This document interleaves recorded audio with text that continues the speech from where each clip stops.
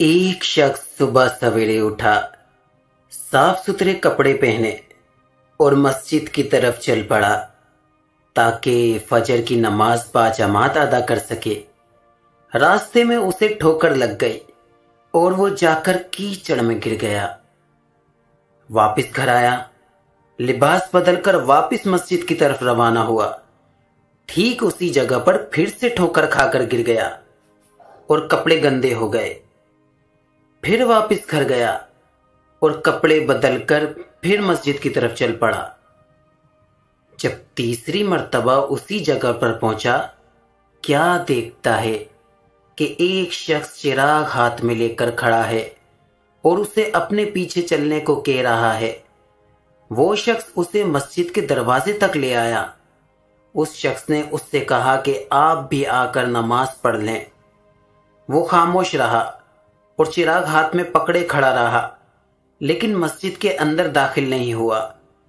تو 3 بار انکار کرنے پر اس نے پوچھا کہ آپ مسجد میں آ کر نماز کیوں نہیں پڑھ لیتے؟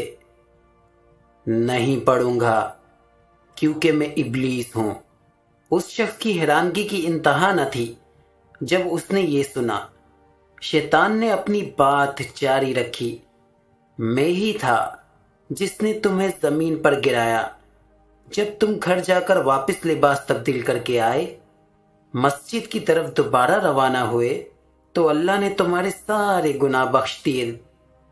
جب میں نے دوسری مرتبہ تمہیں گرایا اور تم دوبارہ مسجد کو روانہ ہوئے تو اللہ نے تمہارے سارے خاندان کے گناہ بخش دیے۔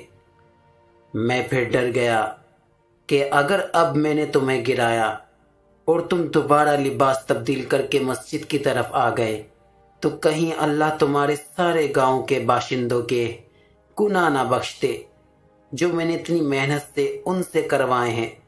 اس لیے میں خود تمہیں مسجد چھوڑنے آیا ہوں۔